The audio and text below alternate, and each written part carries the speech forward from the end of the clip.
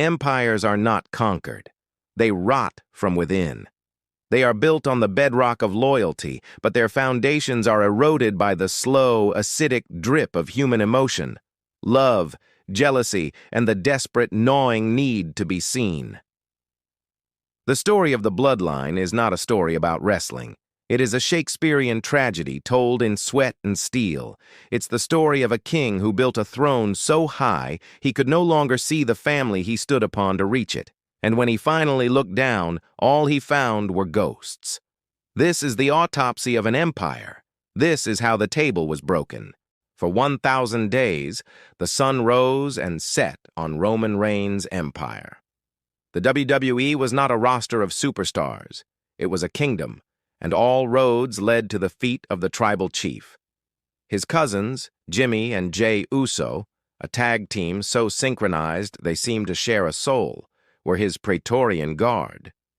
The younger, colder Solo Sikoa was his executioner. They were the Bloodline, a dynasty etched in gold, draped in the red lace of conquest. Their power was absolute, their rule suffocating. They moved as one, spoke as one, and conquered as one. The family, above all else, was the source of their power. And then came the jester. Sami Zayn was everything. The Bloodline was not. He was goofy, neurotic, a man of the people, not a ruler above them. He wasn't blood. He was an outsider who desperately wanted in. He wormed his way into the faction with a sycophantic charm that should have been his undoing. Roman Reigns, the master manipulator, saw a tool. A loyal, disposable pawn to absorb beatings and prove the fealty of others. He branded Sami the honorary use, a title that was both an honor and a leash. But a funny thing happened. The pawn developed a heart, and that heart began to beat in time with the crowd. More dangerously, it began to beat in time with Jey Usos. Jey was the first to doubt Sami, the one who saw him as an intruder. Yet it was Jey who was won over most completely. He saw Sami's unwavering, almost naive loyalty, a loyalty not born of fear, like the one Roman commanded, but of genuine affection. Sami made Jey laugh. He took bullets for him. In the cold, sterile fortress of the Bloodline, Sami Zayn was the one spark of warmth. The crowd saw it. They chanted Sami's name louder than Roman's. And the tribal chief, a man whose ego was as vast as his kingdom, noticed. The poison was introduced. Doubt. Paranoia. Roman's greatest weapon wasn't the spear. It was the whisper in his cousin's ear. He began testing Sami, pushing him, humiliating him in front of the very family that had started to embrace him. Each test was a loyalty puzzle, and Sami solved it every time, choosing the Bloodline over his own dignity, over his best friend Kevin Owens. But the final test was not for Sami. It was for Jey. The Royal Rumble. The stage was set. Kevin Owens, beaten, bruised, and handcuffed to the ropes, was a sacrifice for the tribal chief. Roman Reigns demanded Sami Zayn deliver the final, brutal steel chair shot to his former friend, a final act to extinguish the last embers of his old life. And Sami hesitated. In that hesitation, the entire empire trembled. You could see the war in his eyes. On one side, the family that gave him a home. On the other, the man who was his brother long before he ever heard the words use. He looked at Roman, whose face was contorted in a mask of furious entitlement. He looked at a helpless Kevin Owens. He looked at Jey Uso, who was silently begging him to just comply, to keep the peace. Sami made his choice. The steel chair didn't crash down on Kevin Owens. It exploded across the back of Roman Reigns. The sound was not just steel hitting flesh. It was the sound of a foundation cracking. The crowd erupted in a way that hadn't been heard in years, a raw, visceral roar of rebellion. But the true shock wasn't Sami's betrayal. It was the reaction of the Bloodline. Jimmy and Solo, acting on pure instinct, descended on Sami like wolves, beating him into the canvas. But Jey did nothing. He stood in the corner, tears streaming down his face, his body shaking with an impossible choice. His tribal chief, the man who had elevated him, was screaming for his loyalty. His brothers were carrying out the sentence.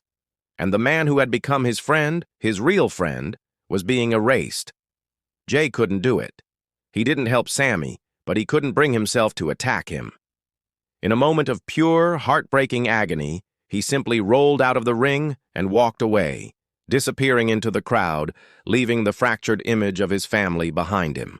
The first brick in the wall of the empire had been loosened, and it was Jey Uso's heart that had pulled it free. The weeks that followed were a masterclass in psychological warfare. Roman Reigns, a wounded king, demanded absolute, unquestioning loyalty. He had lost control of the narrative, and it drove him mad. Jey Uso was gone, a ghost in the machine. Jimmy, ever the follower, tried to hold the line, but the absence of his twin brother created a visible void.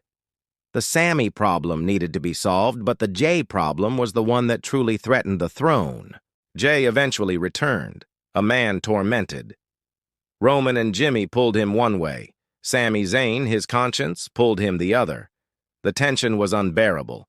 It all came to a head in a segment that would define the era. Cornered, Jey was forced to make a choice. He seemingly sided with his family, hugging Roman Reigns in a moment of relief for the tribal chief. But as Roman's back was turned, Jey looked at Sami, his eyes filled with a sorrowful apology. And then he launched a superkick that was heard around the world, not at Sami, but at Roman Reigns. The civil war had begun. It was no longer Roman Reigns versus the world. It was brother against brother, cousin against cousin. The Usos, the greatest tag team of their generation, finally chose each other over their chief. At the Night of Champions event, they delivered a double superkick to the tribal chief, a moment of pure cathartic liberation. The Bloodline, as the world knew it, was dead. But Roman Reigns was still the champion. He still held the ultimate power, the title of tribal chief, a position that, in their family's tradition, could only be passed on through combat. And so, the match was made. SummerSlam. Roman Reigns versus Jey Uso. Tribal combat.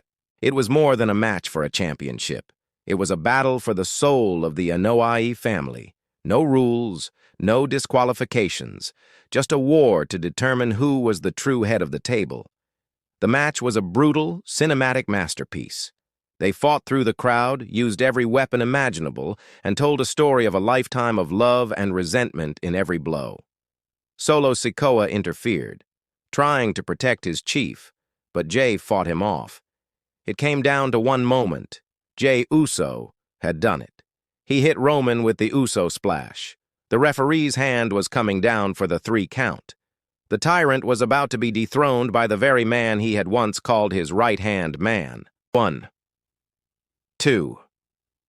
The referee was pulled out of the ring. The crowd, ready to explode, let out a collective gasp of confusion. A hooded figure stood at ringside. He slid into the ring, his face obscured. Jey Uso, poised on the brink of the greatest victory of his life, stared at the figure. The figure lowered his hood. It was Jimmy Uso. Time stopped. Jey's face was a canvas of disbelief and heartbreak. Why? Before the question could even form on his lips, Jimmy launched himself forward, delivering a vicious superkick to his own twin brother, his own flesh and blood, the man he had just gone to war for. The sound of Jimmy's boot hitting Jey's jaw was the sound of the final support beam of the Empire snapping in two. It was a betrayal so shocking, so personal, it transcended storyline.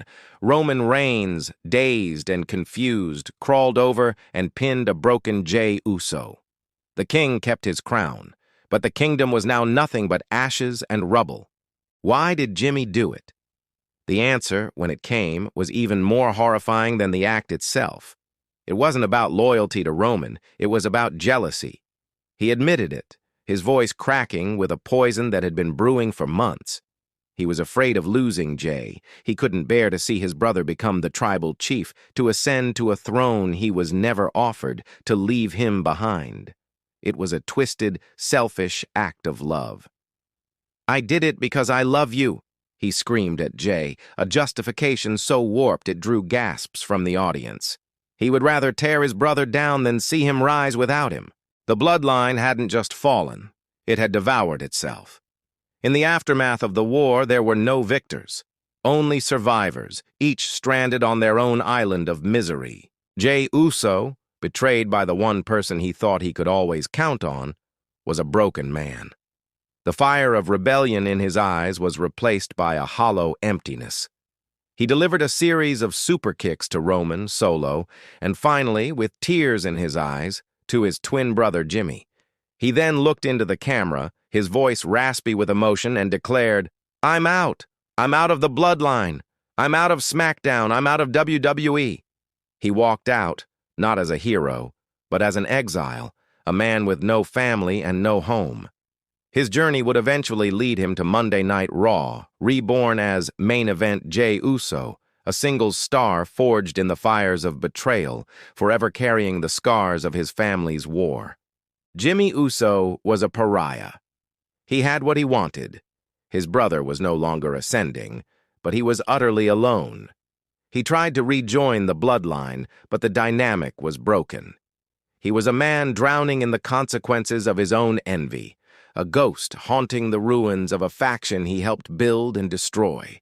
His actions left him hated by the fans, distrusted by his family, and a shadow of his former self. Solo Sikoa, the stoic enforcer, remained by Roman's side, but the unwavering certainty was gone. He was the last soldier guarding an empty fortress. His loyalty was now to a king who ruled over nothing but dust, and the silence in his eyes began to suggest a mind that was finally starting to question the orders it was given. And Roman Reigns? The tribal chief. He stood victorious, the undisputed WWE Universal Championship still around his waist, the red lei still a symbol of his authority. But it was a hollow victory. He had defeated his cousin, but he had lost his family. He stood in the center of the ring, no longer flanked by his brothers. The thunderous chants of Uso were gone, replaced by the mocking jeers of a crowd that had once acknowledged him. He was the head of a broken table. He was the chief of a tribe of one. The empire had fallen not to an invading army, but to the weight of a single steel chair, the heartbreak of a brother's tears, and the shocking venom of a twin's jealousy. Roman Reigns had demanded loyalty, but he had offered only subjugation. He had demanded love, but had given only control. He built a dynasty on the concept of family, and in his obsessive quest for power, he became the very thing that shattered it. He is still the champion. He still wears the crown. But it is the heaviest crown in all of sports entertainment. It is a crown of gold, yes, but it is lined with the thorns of betrayal and regret. He sits on his throne, not as a conqueror, but as a monument to his own destructive pride, forever ruling over an empire of ghosts.